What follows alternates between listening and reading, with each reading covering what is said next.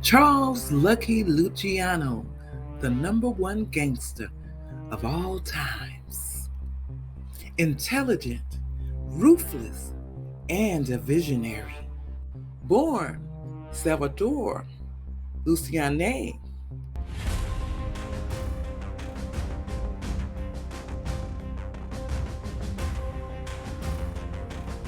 As he was sent a special telegram stating, "As you sow, so shall you reap."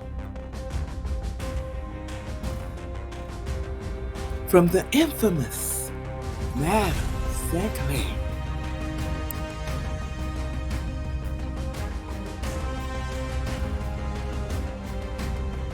Schultz died of his injuries the following day.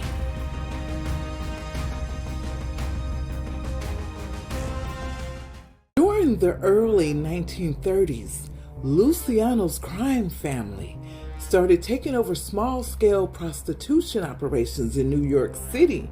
In June 1935, New York Governor Herbert Lehman appointed Dewey, a United States attorney, as a special prosecutor to combat organized crime in the city.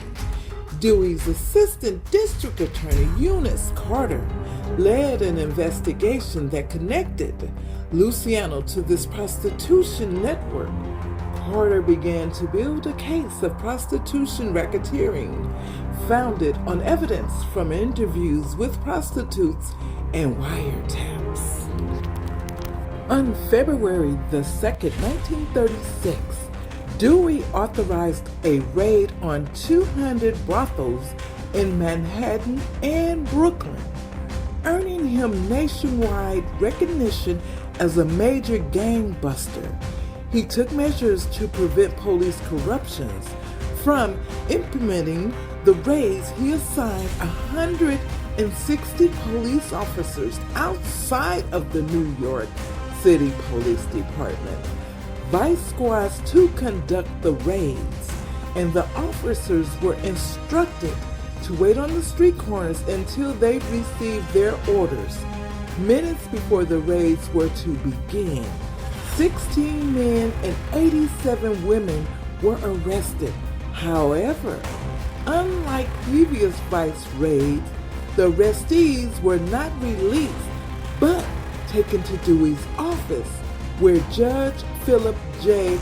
McCook set minimum bails of $10,000, far beyond their means to pay.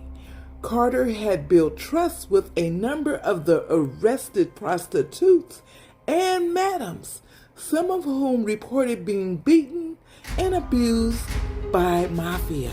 She convinced many to testify rather than serve additional jail time. By mid-March, several defendants had implicated Luciano. 3 of the prostitutes identified Luciano as the ringleader, to whom associates Dave and Thomas ultimately reported. In late March 1936, after receiving a tip there was a warrant for his arrest, Luciano fled to Hot Springs, Arkansas. But a New York detective in Hot Springs on a different assignment spotted Luciano and notified Dewey. On April the 3rd, Luciano was arrested in Hot Springs on a criminal warrant from New York, charging him with 90 counts of forced prostitution, also known as sexual slavery. Luciano lawyers in Arkansas began a fierce and legal battle against extradition. On April the 6th, Oni Madden, one-time owner of the Cotton Club, offered a $50,000 bribe to Arkansas Attorney General Carl E. Bailey to facilitate Luciano's case. However, Bailey refused the bribe and immediately reported it.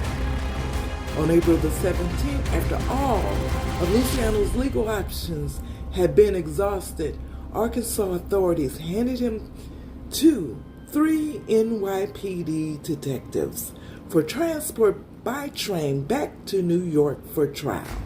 On May the 11th, 1936, Luciano's pandering trial began. Dewey personally prosecuted the case that Carter had begun against Luciano and 12 co-defendants. He accused Luciano of being part of a massive prostitution ring known as the Bonding Combination. Luciano could not explain why his federal income tax records claimed he made only $22,000 a year while he was obviously a billionaire. Dewey ruthlessly pressed Luciano his long arrest record and his relationship with well-known gangsters.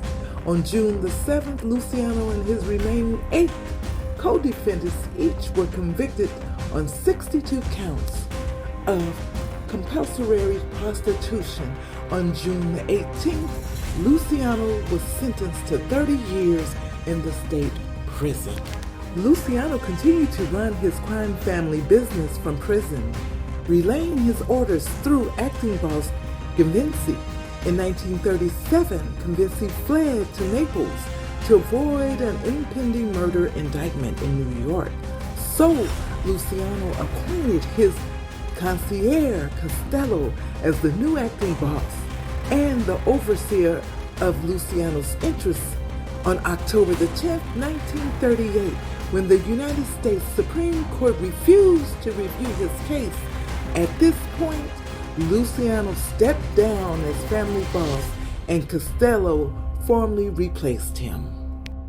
During World War II, the United States government struck a secret deal with the imprisoned Luciano in 1942.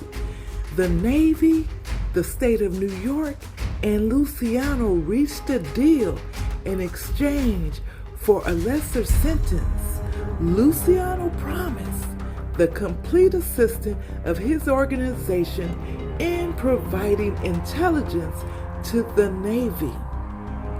On January the 3rd, 1946, as a presumed reward for his alleged wartime cooperation, Dewey reluctantly commuted Luciano's pandering sentence on conditions that he not resist deportation to Italy, and Luciano accepted the deal. On February the 9th, the night before his departure, Luciano shared a spaghetti dinner on his freighter with Anastasia and 5 other guests. On February the 10th, Luciano's ship sailed from Brooklyn for Italy. On February the 28th, after a 17-day voyage, the ship arrived in Naples. In October 1946, Luciano secretly relocated to the Cuban capital of Havana. Luciano wanted to move closer to the U.S.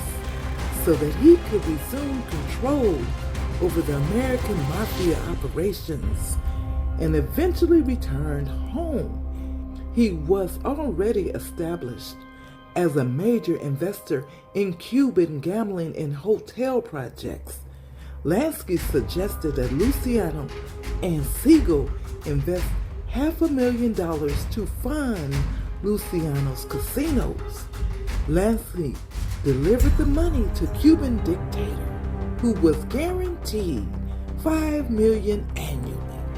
The U.S. started putting pressure on the Cuban government to expel him on February the 21st, 1947, and 2 days later, the Cuban government announced that Luciano was in custody and would be deported to Italy within 48 hours. On November the 1st, 1954, an Italian judicial commission in Naples applied strict limits on Luciano for 2 years. He was required to report to the police every Sunday, to stay home every night, and not to leave Naples without police permission.